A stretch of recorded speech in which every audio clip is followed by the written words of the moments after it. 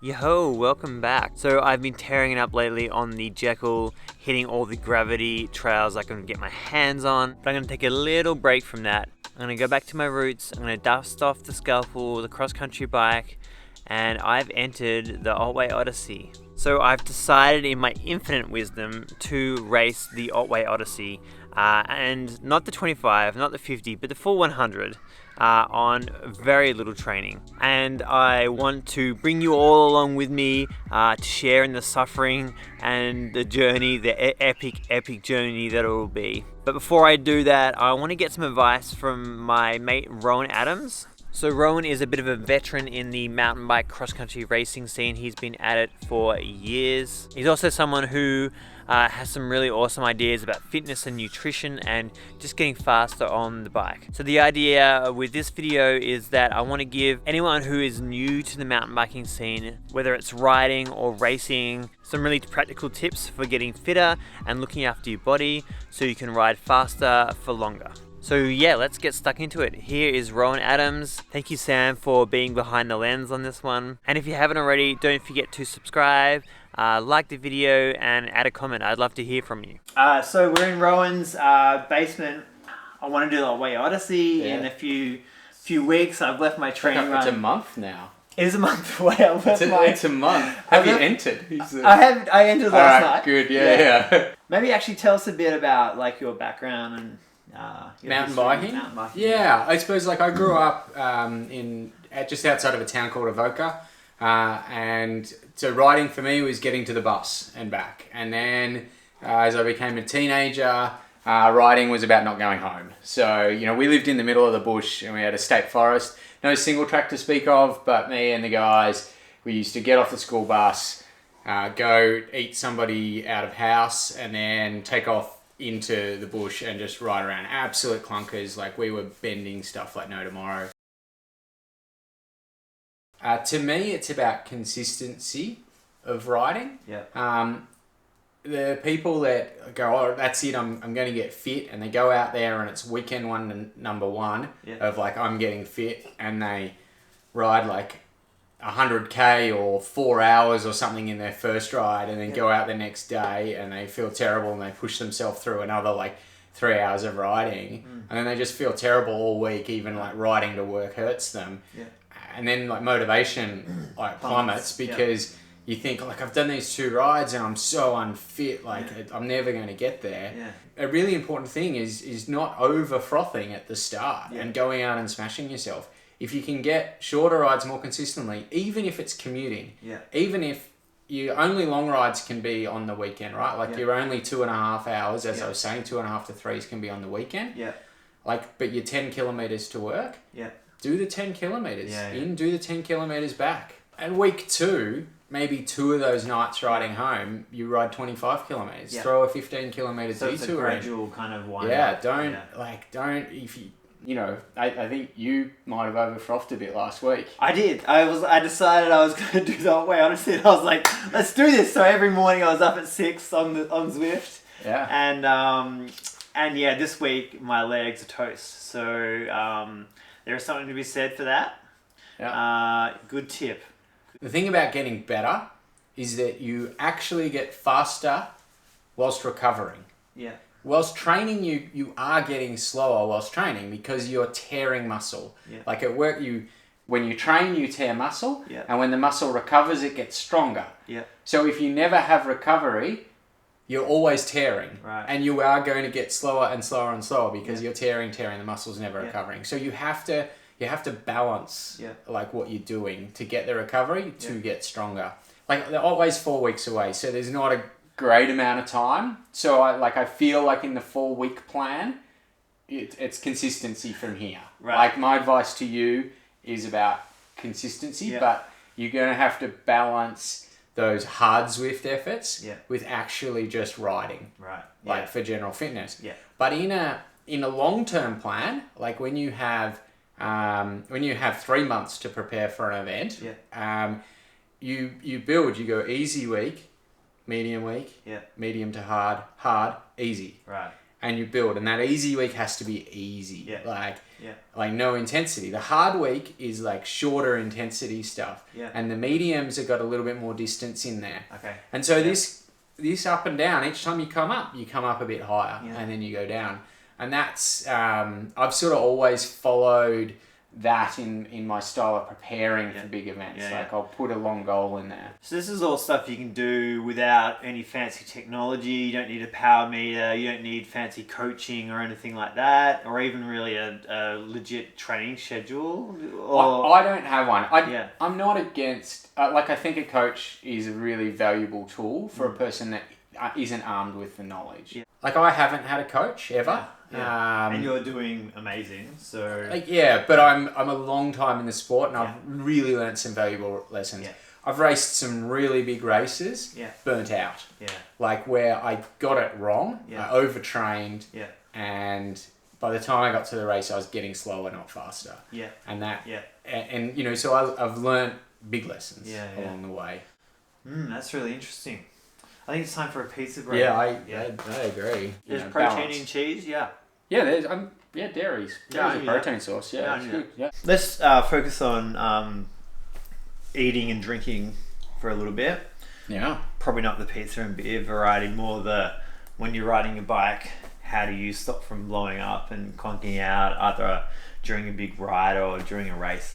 Yeah, I think I suppose let's talk about just riding, like to start with.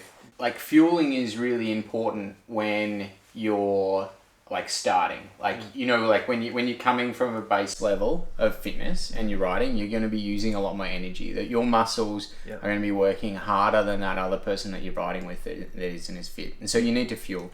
And like a good rule is 45 minutes. Right. Now, like what that fueling is, like it could be as simple as muesli bars. Bananas are good, you know, to ride with, lots of potassium and, you know, good amounts of energy. And the important thing is to think about like that 45-minute sort of thing. Like I need to be eating. Now, it's not like I need to be eating, I need to eat like 2 muesli bars and a banana every like 45 minutes. It could be like literally like half a muesli bar, like half a banana. Yeah. The important thing is the fueling at a 45-minute interval so that your body is getting the fuel. Now, like racing, like we were talking about like distance, and I was saying, you know, don't overdo it, right? Like, and you're probably thinking, but hang on, I'm going to do a 100-kilometer mountain bike race, and you're telling me not to go out and ride 100 kilometers. Like, I'm going to be out there for 6 hours. How am I not training for 6 hours? And like, I don't believe in that philosophy. I don't believe you need to train 6 hours to race 6 hours. Yeah. What I believe you need to do is get your body used to riding bikes. Yeah. It needs to be comfortable when it gets on. It's like, we're riding bikes. This is what we do. Yeah. And then you just need to fuel it to keep riding longer. Yeah. And so that fuel becomes really important during the race. And I definitely find that if I don't eat, like, every 45 minutes is probably a good amount of time, I really suffer. Like, the energy just... Yeah. And if I eat something, I'm like, I'm back, you know. Back. Yeah. If you're planning on, like in racing, you might think I'm going to use energy gels. And there's lots of different gels out there. And you want to like choose the good from the bad. You want to look for gels that are using fructose sugar sources. Fructose means a fruit sugar. And fruit sugars give you longer lasting energy. Sucrose sugar being sugar cane, our standard sugar. If the energy source is coming from sugar cane, you may as well eat jelly beans and you will have an energy spike and an energy collapse. Yeah. So like fructose sugar is the product you're looking for. Right. Now, if you're using gels, it's again a 45-minute cycle. Yeah. So you're looking to have a gel every 45 minutes. Yeah. But you probably want to train on it. But like doing like an Otway Odyssey 100 kilometers, to try to do it just on gels, like as somebody that's not a trained professional athlete, you know, like or a really like a long time, is not advisable. Like you're going to need actual fuel and carbohydrates. Yep. Okay. Like carbohydrates is what fuels muscles. Yep. And so you need to be thinking about those kind of fuel sources during the race. Yep. Peanut butter sandwiches will actually work. Right. Yeah. So, you know, like, you just need something solid. Yeah. Yeah. Yeah. And even just have a little stop on the side of the track if you have to do that, you know. Yeah. Yeah. Yeah. Like we all get race brain. And it's the same thing like when we drive a car. You know how you're running out of petrol and the petrol station's on the opposite side of the road and you go, nah, there'll be another one. Yeah, yeah. Like this is this is what happens in a race. Yeah. You think, I'll be okay. I'll just keep moving. Yeah, I'm with this pack. I'm with this rider. I don't want to drop this guy, right? You are going to pay for that in so much of a bad way. Yeah. Like, you are better to slow, to stop, to fix what needed to be fixed. Yeah. Like, you know, be it fuel, be it stretching your back, Yeah. or any of that. Don't push past the point of no return. Yeah, and then you do your body damage as well, you know, like afterwards. Yeah. I mean, there's nothing worse than doing all of the preparation for a race like the Otway Odyssey and not finishing. Yeah. Because you didn't like listen to your body when you were in it. Like, and you do so much preparation. Yeah. Huge amounts. And then what about after a big ride or after a race? What do you do to kind of like recover? Look, recovery, the most important time for recovery is 1 hour after the training session, within 1 hour. Yeah. And this is going to be another like nutrition tip. Liquid carbohydrate sources. There are a few products on the market that have high carbohydrate and a little bit lower protein content. So we're not here to become like gym junkies. Like, you know, protein powders that are marketed to you are going to be like all protein, like get recovery, get strong. But that's about bulking, you know, like that's for mass. Yeah, right. But we're endurance athletes, so we don't want mass, we want strength. Yeah. Right? Like, so carbohydrates is what our muscles use for fuel, but that's also what they use for recovery. Yes, protein is important. I'm not sitting here saying don't use protein. Yeah. But if you say, oh, I'm going to get home and I'm going to eat a massive bowl of pasta, good. Pasta's healthy, right? Yeah. However, you've got to make the pasta. Even if you walk straight in the door and your partner handed you a bowl of pasta and you started eating. Yeah. So it takes you 15 minutes to eat that pasta. Yeah. Now you've got 45 minutes for your stomach to actually process that pasta, break it down, get it into the bloodstream, into the system, and get the fuel to the muscles. Yeah.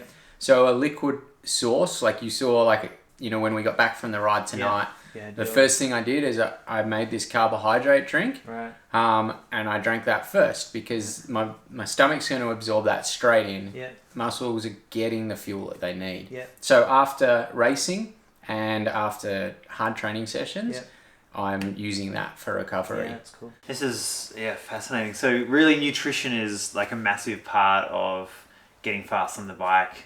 Yeah. Fueling your body correctly, letting it recover. Yep. Before and after a race. Let's talk about Shifty 50. So Shifty, like, I'm an event operator as a hobby business, I'd call it. And I created a series called the Shifty 50, which is 50 kilometer mountain bike rides. Yeah.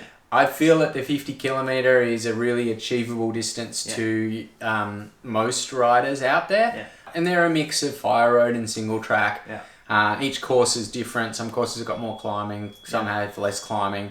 And we have feed zone in there, and so they're at about the perfect point for refueling as well. Look, it's about the people. Like, it is about like it comes, the events that I run because I'm passionate about the sport, and I only put on events that I feel are providing a different point. So like, you can look up shifty50.com.au and find your information. Cool, Rowan. Well, thanks heaps for chatting. No worries. How do you feel about the next 3 weeks of your training? I say 3 because you got a taper week in there. I got a taper week, and I also got a newborn baby to just in the mix there. Yeah. But no, I feel good. I feel like I'm armed with a bit more info now. Excellent. Awesome. Thank you, Rowan. That was awesome. No worries. Thanks for having me, Hamish. Yo. All right. Well, there you have it. I hope that was informative and useful for you all. I am so excited about racing the Odyssey again. It's really a truly special event. You don't have to do the 100 kilometers. You can do, I think there's a 25 and a 50. But I think what's important is you get out there and enjoy Forest's amazing trails and soak up the amazing atmosphere that an event like the Otway Odyssey brings. So yeah, see you all at the Odyssey.